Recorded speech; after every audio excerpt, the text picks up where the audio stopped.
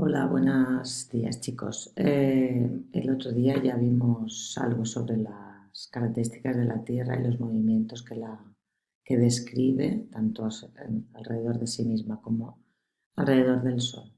Vamos a revisarlo en el libro de texto para que os sea más fácil identificarlo. Si recordáis, el vídeo que teníais explicaba que la Tierra en principio tiene forma esférica, pero no es exactamente esférica porque se encuentra achatada por los polos, es decir, como si la hubiéramos aplastado, lo hubiéramos cogido en el polo norte y el polo sur y la hubiéramos aplastado, aplastada por aquí y por aquí. Y a esa forma se le llama geoide. Y el radio de la Tierra entonces no coincide, el radio más largo es de 6.378 kilómetros en el Ecuador y 6.357 kilómetros desde el Ecuador hacia los polos. Es un poquito más corto. Y otra característica importante que determina características de los movimientos y su relación con el clima y otras cuestiones es que el eje de rotación, como veis en el dibujo, ¿vale? Veis aquí el eje de rotación es el que está en color rojo y esta sería la vertical perpendicular al plano que describe la Tierra cuando gira alrededor del Sol. Bien, pues ese eje de rotación está desviado 23 grados 27 minutos, ¿vale? No coincide con la vertical. Y eso, como ya habéis visto, porque ya habéis hecho ejercicios sobre eso, determina, pues por ejemplo, las diferentes estaciones que se producen en algunos lugares del planeta. ¿Qué parte se destaca en la Tierra en función de las características de densidad, composición, etcétera? Pues hablamos de geosfera, que incluye la parte, digamos, terrestre de la Tierra, ¿vale? Y hay una característica importante y es que de la actividad de las capas que se distinguen dentro de la Tierra, eh, funciona como un electroimán, de manera que genera un campo magnético alrededor de ella, que entre otras cosas lo que hace es desviar los vientos solares. Después hay una parte de la composición de la Tierra que es agua, y al conjunto de agua, de toda el agua que existe en la superficie de la Tierra, bueno, en la superficie y en el interior, se le llama hidrosfera. La hidrosfera se caracteriza porque, aunque mayoritariamente es de carácter líquido, está en estado líquido y ya visteis en el vídeo que eso es gracias a la relación que existe de la Tierra con el Sol, a la distancia, etcétera. Pero sabéis que la Tierra puede estar formando el agua, la hidrosfera, perdón, también dispone de glaciares, es agua congelada, aguas subterráneas, existen mares, existen océanos, lagos, etc. Y luego, por alrededor de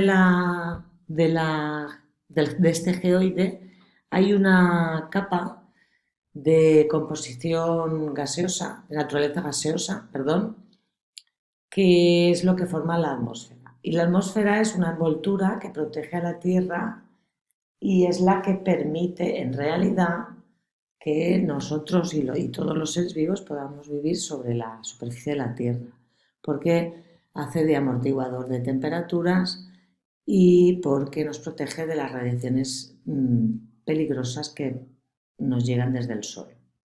Y por último, se habla de biosfera cuando se habla de todo el conjunto de seres vivos que existen en el planeta. ¿De acuerdo?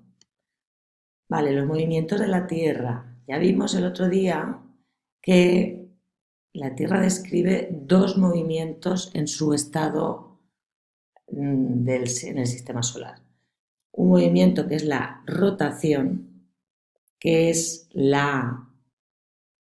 el giro que la Tierra produce cuando gira sobre un eje imaginario de rotación sobre sí misma, ¿vale? Y como resultado de ese movimiento se produce la alternancia entre los días y las noches. Día es cuando es de día la parte de la Tierra que está de cara al Sol y de noche la parte contraria.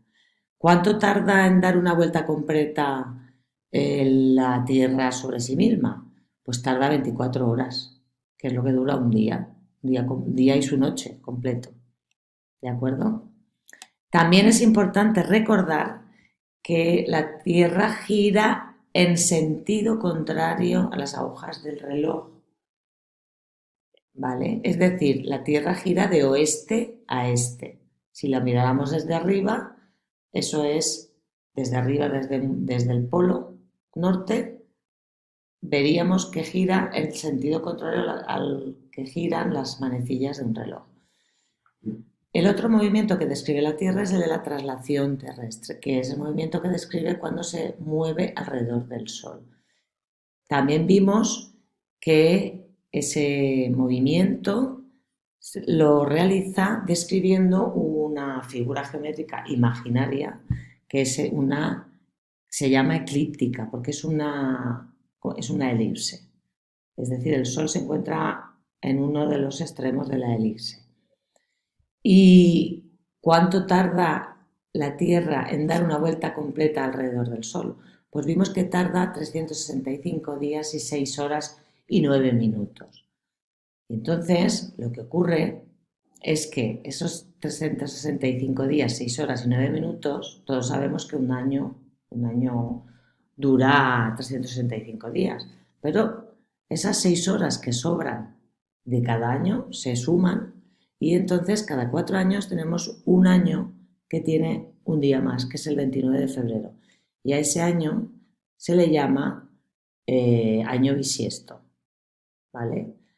Año sidereo es el año que incluye los 365 días, 6 horas y 9 minutos. ¿De acuerdo? Aquí veis el eje de rotación y cómo el giro se produce en el sentido contrario a las agujas del reloj. Aquí veis la Luna que gira alrededor de la Tierra y aquí la línea de la eclíptica en relación con el movimiento de traslación alrededor del Sol. La sucesión de los días y las noches, pues bien, en esas 24 horas que dura una vuelta completa sobre sí misma,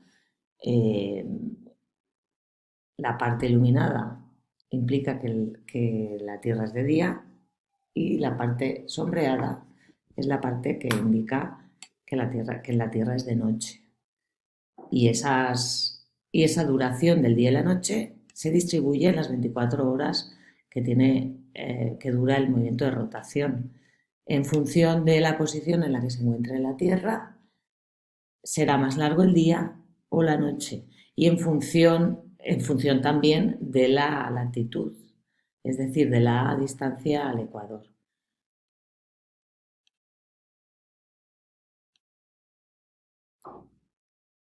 Otra característica que presenta la Tierra es que en ella se producen estaciones a lo largo del año. Las estaciones son la consecuencia de dos fenómenos, del movimiento de traslación y de la inclinación del eje de rotación.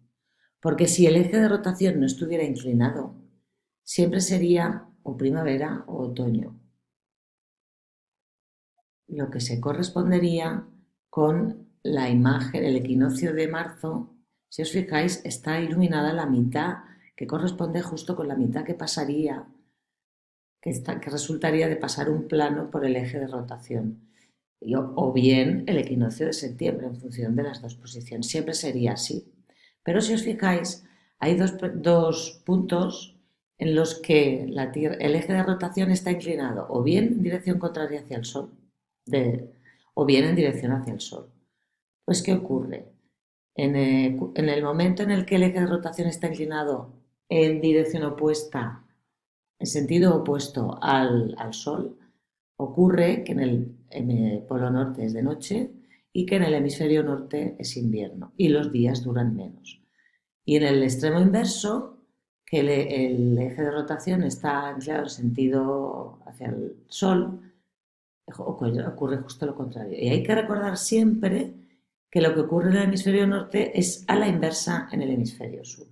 ¿Vale? Como esas 4 posiciones, que fue una actividad que os hice responder el otro día, me refería a estas 4 posiciones. ¿Vale? Empezamos por el solsticio del 21 de junio, verano en el hemisferio norte, equinoccio del 21 de septiembre, otoño, perdón, en el hemisferio norte, solsticio del 21 de diciembre, invierno en el hemisferio norte y equinoccio de primavera el 21 de marzo en el hemisferio norte, siempre en el hemisferio norte.